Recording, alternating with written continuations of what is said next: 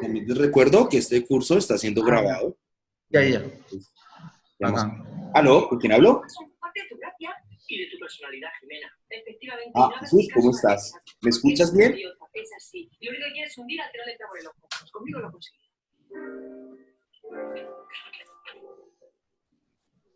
Listo. Hola Trinitario, buenas noches, ¿cómo estás? Tenemos que captar un mayor número de vectores. Buenas, ¿se me escucha? Sí, sí, claro, te escucho. Ah, pero es que quería silenciar quería silenciarlo, el Ah, micrófono. ok, bueno, no hay problema. Entonces, voy a comenzar. Voy a compartirles en este momento mi pantalla. Quiero que conozcan unos conceptos básicos acerca de C Sharp. Entonces, vamos a compartir acá. Escritorio. Muy bien. ¿Pueden ver mi pantalla todos? Sí, sí. Esto es una cosa luego te lo cuento. ¿Pero puedo poner esto o no? Sí. No sé nada. Pensaba que no Entonces, se me escuchaba. listo, perfecto. ¿Se me escucha bien a mí? Sí, sí, claro, ¿cómo no? ¿Cómo vas? Bien, bien, bien. ¿Y tú? Todo bien, todo bien. Acá, enseñándoles que me cogieron de corbata porque hoy tuve ciertos compromisos, no acostumbro a esto. Pero pues ahí vamos, ¿listo? Pero la próxima vez. Entonces, ¿alguno de ustedes tiene Visual Studio for Mac o todos manejan Visual Studio para Windows? La de tu equipo creativo. Yo estoy en Windows. Ok, perfecto. Trinitario, ¿también estás con Windows? Yo no sé programar. Ah, bueno, perfecto. Entonces vamos a hacerlo todo desde el principio. ¿Listo? Entonces, ¿cuál es la idea? La idea es que en este curso vamos a aprender cómo desarrollar aplicaciones básicas, pues todas orientadas a web. Pero pues para poder hacer eso primero tenemos que tener los conocimientos básicos de la plataforma. Por lo tanto, yo desde acá lo que voy a hacer es una aplicación de consola para mostrarles cuáles son los principales aspectos de C Sharp y cómo pues orientarlo a la aplicación que quieren desarrollar. Bueno, entonces espérate un momento. Listo. Entonces aquí estoy creando mi proyecto. Le estoy dando un nombre, ¿cierto? Tranquilos, todavía no vayan a hacer el ejercicio. Les digamos que lo estoy creando para, para poder explicarles bien cómo van a ser las cuestiones. Bueno, entonces vamos a comenzar. Digamos que C Sharp, como ustedes lo saben, es un lenguaje de alto nivel, ¿cierto? El cual está orientado a objetos basado en las últimas tecnologías de compilación. Entonces, aquí ya, como pueden ver, tengo mi primera aplicación, ¿cierto? Donde tengo una clase, les voy a explicar. Entonces, para todos, para los que no lo sepan y para los que ya lo saben, una clase, ¿sí? Es un conjunto de ¿qué? De propiedades, ¿sí? Que son simplemente eh, atributos que yo puedo cambiar. Perdón, me equivoqué, perdón, las propiedades no son atributos. Son elementos de mi clase que yo puedo cambiar, con el que puedo transformar el comportamiento de mi clase. Dos, los métodos, ¿sí? Que son acciones que yo ejecuto dentro de mi clase, ¿sí? Y lo tercero son los argumentos, ¿sí? Que es lo que me permite a mí identificar ciertos objetos dentro de mis clases, ¿sí? Todo esto se resume en que todo esto simplemente son objetos de una clase. Bueno, entonces, cada objeto puede tener propiedades globales, es decir, unas propiedades que están definidas dentro de la clase, o puede tener sus propias propiedades. Lo mismo también puede tener sus propios argumentos. Para esto vamos a hacer un ejemplo básico. ¿Listo? Entonces, aquí tenemos una clase. Les voy a contar de qué se trata cada cosa que ustedes están viendo ahí. Bueno, entonces, Trinitario, después de este curso, si quieres, descárgate Visual Studio Community. Yo ahorita te dejo el link para que lo descargues, lo instales y pues puedas hacer los ejercicios propuestos. Bueno, de igual forma, como te digo, este curso se está grabando para que ustedes pues puedan tener acceso a él más adelante. ¿Ok? Listo. Entonces, comenzamos. Entonces, aquí vemos una palabra que se llama public, ¿sí? Entonces, eso me define el nivel de acceso de mi clase. Bueno, digamos que en C Sharp manejamos tres tipos de accesos, que es el de acceso público, es decir, los miembros de mi clase y los miembros externos o las clases externas pueden tener acceso a ese objeto. Bueno, en este caso, a esa clase, ¿sí? Hay otro nivel de acceso, que es el nivel de acceso privado, ¿listo? Que lo colocamos, simplemente lo hacemos con un private, ¿sí? Que esto lo que nos hace es decirle a nuestra clase, que es a nuestro método, a nuestro objeto dentro de nuestra clase, que es un objeto privado al cual solo tienen acceso los miembros de esta clase, ¿sí? El private también lo podemos reemplazar por la palabra, quitando las palabras o no colocándole un identificador. Eso nos dice que la clase, si solamente el objeto, solamente lo van a poder ser un método, ser una propiedad, ser un argumento, solo lo van a poder ver los miembros que estén dentro de esa clase. ¿Listo? Hay otro que es el indefinido, pues que es digamos que es un nivel de acceso que no se usa mucho. Realmente en este curso no lo vamos a usar, solamente vamos a usar el método de acceso público y el método de acceso privado, ¿listo? Pero el indefinido se utiliza para clases de tipos especiales como interfaces, etcétera, ¿listo? Entonces, ¿qué es una interfase? Una interfase es como una conexión, ¿sí? Que le permite a las clases externas conectarse a los métodos de una clase interna, ¿bien? Como para que lo tengamos claro. Bueno, entonces, aquí dicen que es un tipo indeterminado. Para cuando nosotros vamos a hacer un método o una acción, hay ciertos tipos de opciones del método. Es decir, todos los métodos en C# nos tienen que devolver a nosotros un tipo de valor o nos tienen que devolver a nosotros algún valor como tal, ¿no? Algo esencial para determinar que el método ha finalizado sus actividades. Digamos que la marca de finalización del método es el retorno de cada uno de los argumentos que se piden. Entonces, cuando nosotros decimos que es un método de tipo void, es un método indeterminado, ¿ves? Es decir, que no devuelve un valor como tal, ¿sí? Cuando eso pasa, lo que nosotros hacemos es que le decimos return, que es esta instrucción, para que sepa que el método... Sí, a la mañana. Bien. Entonces, ya teniendo eso en claro, tenemos la estructura de nuestra clase, ¿cierto? Ahora, ¿qué podemos hacer también? Yo puedo decirle a esta clase que puede tomar atributos o propiedades o métodos de otras clases. Esto es lo que nosotros conocemos como herencia.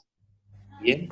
Entonces, cuando una clase hereda de otra, simplemente yo llamo sus clases, propiedades y métodos a mi clase haciendo los propios. Es decir, que si la clase y los métodos están definidos en X clase, les voy a poner este ejemplo. Yo, por ejemplo, voy a crear una nueva clase acá, que se va a llamar clase Diego, ¿sí? Y esa clase va a tener una propiedad que se va a llamar, que va a ser una cadena, ¿sí?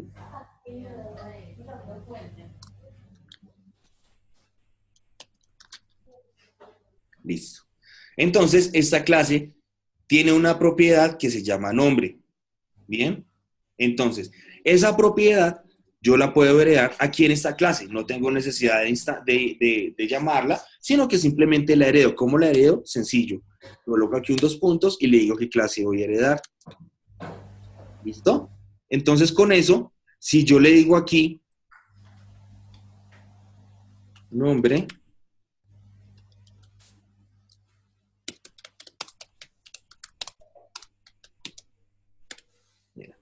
si se dan cuenta, entonces con esto, si ustedes se dan cuenta, yo le estoy llamando a, bueno, perdón. ¿Qué me faltó aquí? No. ¿Alguien me puede decir qué falta acá? ¿Por qué me está sacando error? ¿Por qué me está mostrando este error? ¿Qué fue lo primero que nosotros dijimos que tenían que ser los tipos? Que puedan ser, ¿qué? Públicos, privados o indeterminados. ¿Qué me faltaría ahí para que la otra clase lo pudiera ver? ¿Quién me puede decir?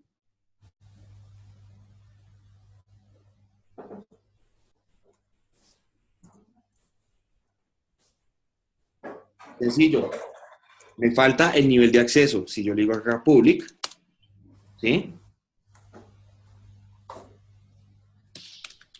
Y cambio aquí esto por mi nombre. Yo digo acá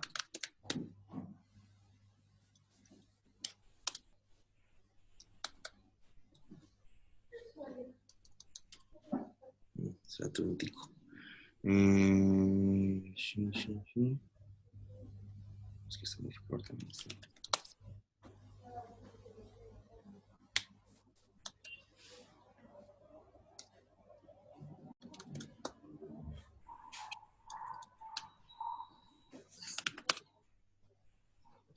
Entonces tengo que crear como nuevo el objeto de mi clase.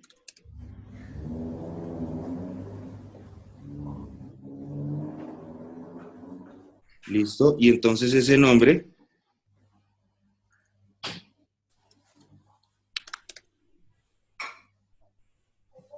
ya va a tener la propiedad. Bien.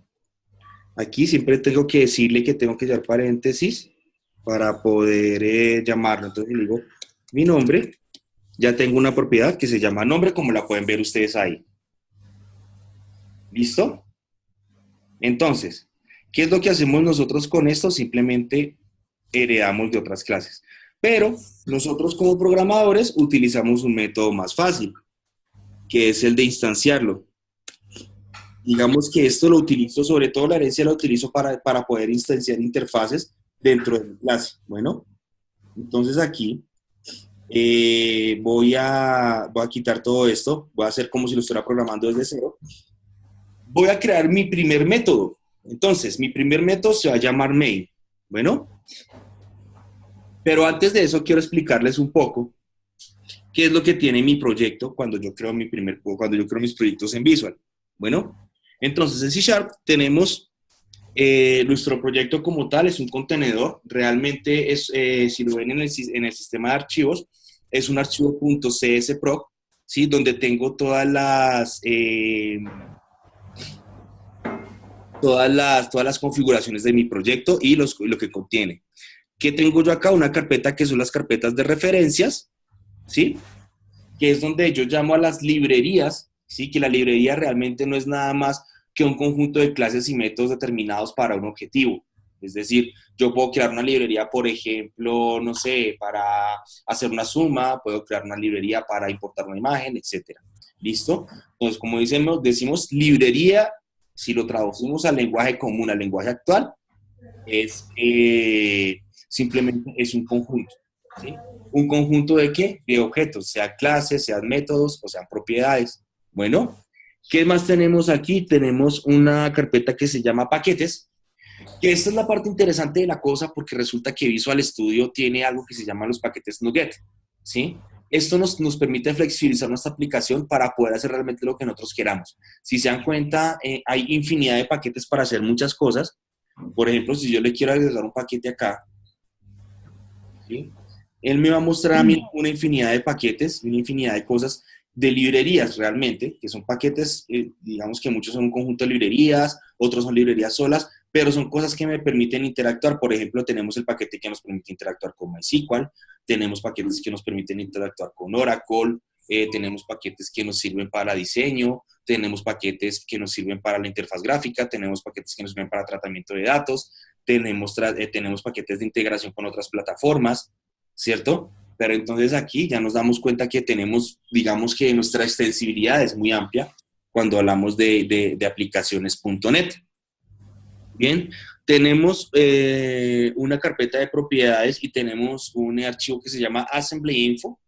Este archivo es el que me trae a mí las propiedades de mi ensamblado o de mi solución, es decir, de mi proyecto completo como tal. Entonces, aquí tenemos varias propiedades, como es el título del ensamblado, cómo se llama, ¿sí? Cuál es la descripción de ese ensamblado. Tenemos unas cadenas de configuración que nosotros más adelante podemos usar.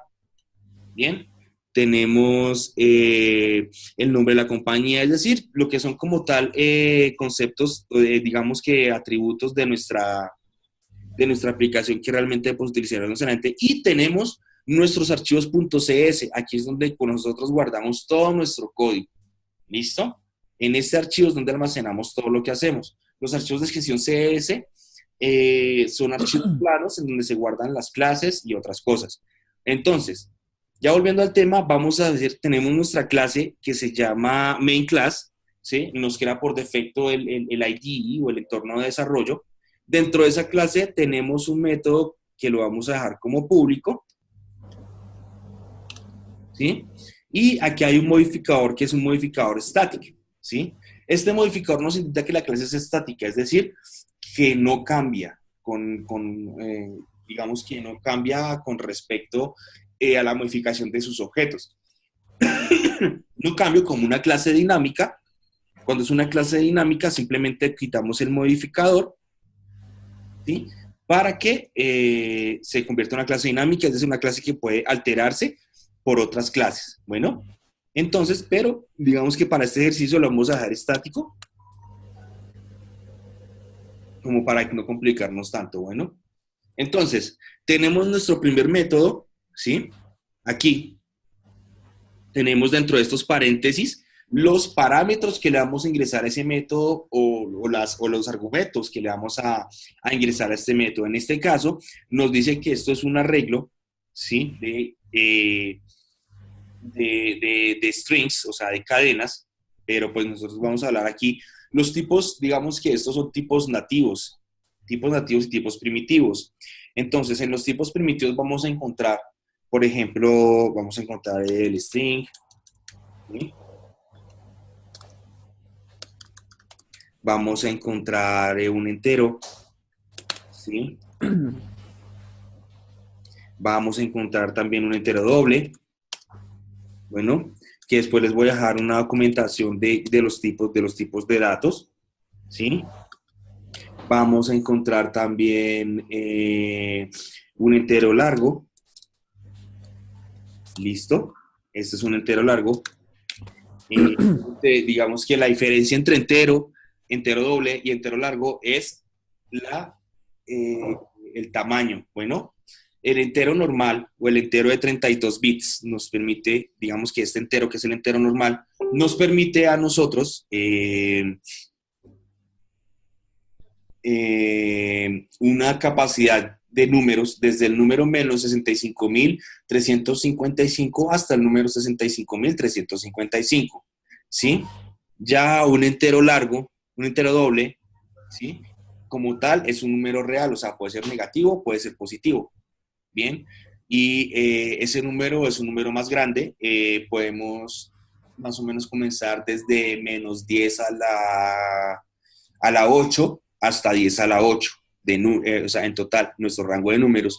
Y en un entero largo podemos comenzar con 10 a la menos 32 y terminar con 10 a la 32, ¿cierto? En números también tenemos lo que es un decimal, ¿sí?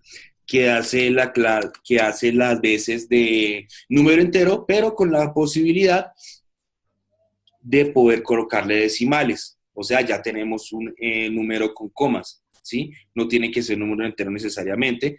Este decimal se maneja como si fuera un entero largo, solo que le adicionamos los decimales, ¿ok? También tenemos el entero flotante, el número flotante,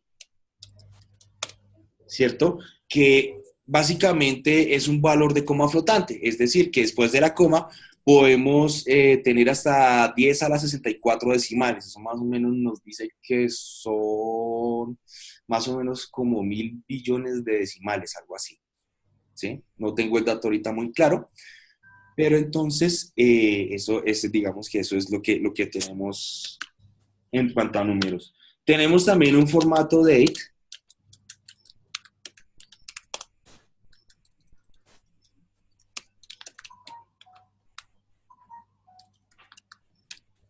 ¿sí? Tenemos este datetime que pues obviamente ya pues todos sabemos que es un formato de fechas.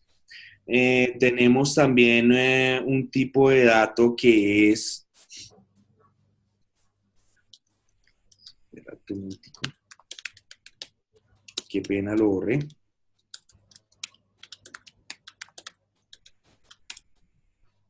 También tenemos un tipo de dato string, que es una cadena de caracteres, ¿cierto? Que es como donde nosotros podemos colocar caracteres numéricos, alfabéticos, alfanuméricos y caracteres especiales. Cuando nos referimos a caracteres especiales, pues son los símbolos que encontramos en nuestro teclado. Bien, listo. También tenemos un valor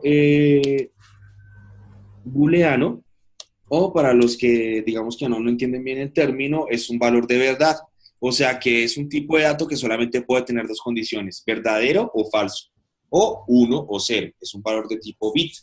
Bueno, básicamente estos son los tipos básicos. Obviamente hay muchos más tipos de datos, pero pues en la mayoría de veces estos son los tipos de datos con los que vamos a interactuar. ¿Ok? Entonces ya conociendo esto, vamos a hacer el ejercicio de tener nuestra primera aplicación. Bueno, entonces para los que ya tienen .NET, creen su proyecto, un proyecto de consola, muy, muy sencillo.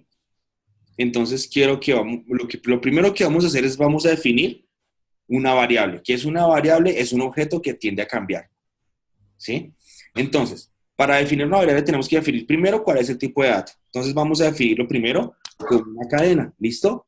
Entonces, vamos a generarlo como una cadena y a esa cadena le tenemos que dar un nombre, ¿sí? Entonces a esa cadena le podemos decir una string inicio, o sea, llamarse string, y lo que tenemos que hacer es inicializar nuestra variable. ¿Qué es inicializar? Simplemente asignarle un valor a la variable, perdón, para que el sistema la reconozca. Porque si no, la va a reconocer como un objeto nulo, aunque los tipos string ya vienen inicializados, nosotros también le podemos inicializar. Bueno, entonces, siempre en cada línea, siempre se separa por un punto y coma, que es lo que nos indica a nuestro programa que finalizamos esa línea, esa instrucción, y vamos a comenzar una nueva instrucción. ¿Ok? Entonces, ahora lo que vamos a hacer es a darle un valor a esa variable. ¿Listo? Entonces, como ya tenemos la variable, ¿qué tenemos que hacer? Darle un valor. Entonces decimos, la llamamos por el nombre, ¿sí? Ahí lo tienen, str inicio. Le decimos a que es igual a 10. En este caso pueden personalizarla como ustedes lo quieran.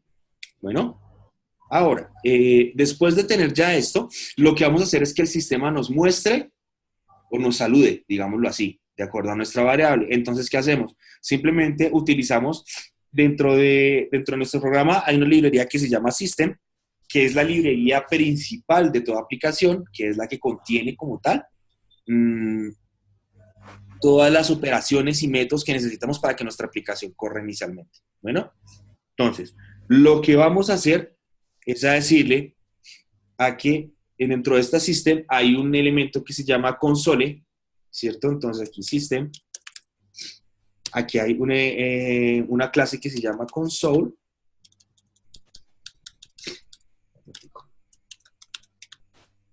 ¿cierto? Dentro de esa clase console hay un método que se llama write. ¿Listo? Y entre paréntesis le vamos a pasar el argumento, que es lo que queremos que diga. Entonces vamos a asignar una comillas que diga hola, ¿sí?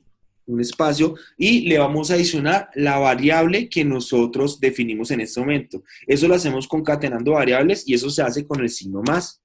Bien, entonces le decimos str inicio, que es el nombre de nuestra variable, le damos un punto y coma y para terminar le damos nuestra palabra return, que significa que ya terminamos nuestro programa. Bien, ahora lo que vamos a hacer es que vamos a compilar el programa a ver si nos funciona.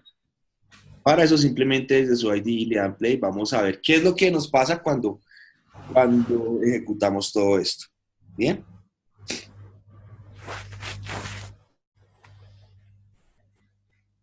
Entonces, si ustedes se dan cuenta, en mi consola, la consola me está saludando de acuerdo al valor que yo le di a la variable. Mira, aquí va a decir, hola, Diego. Bien, de acuerdo a nuestra variable. Bien, y con eso terminamos nuestro primer programa. Bien, ahora, ¿qué puedo hacer yo con este tipo de variables? Puedo hacer muchas cosas. Por ejemplo, puedo hacer una suma. Yo puedo declarar dos enteros, ¿sí?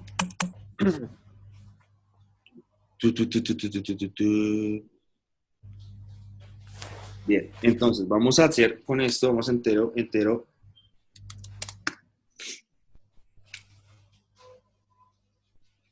Perdón.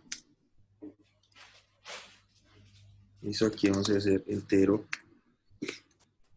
Perdón, tengo que definir primero el nombre, obviamente.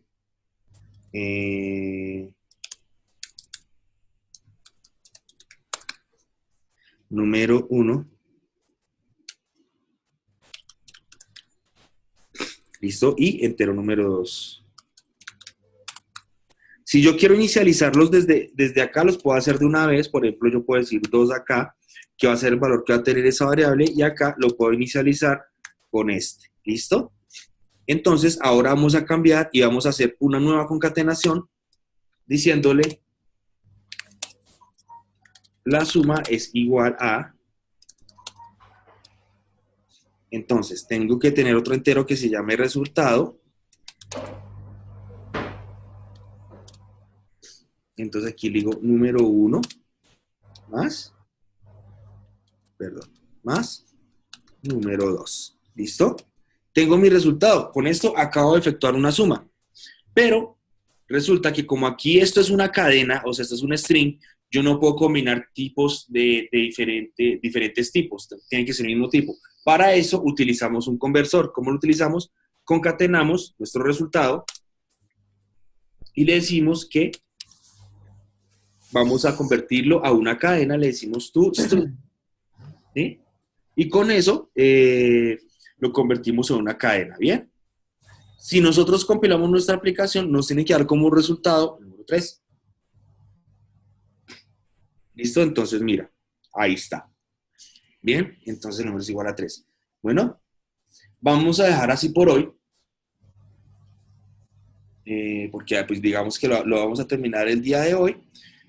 No sé si de pronto alguien tiene preguntas, sea lo que vimos hoy o sea preguntas más avanzadas, pues aquí estoy para responderlas, ¿sí? Cuanto a todo lo que tiene que ver el tema con C# o desarrollo. No sé si tienen algo más, algún tipo de preguntas, entonces aquí los escucho.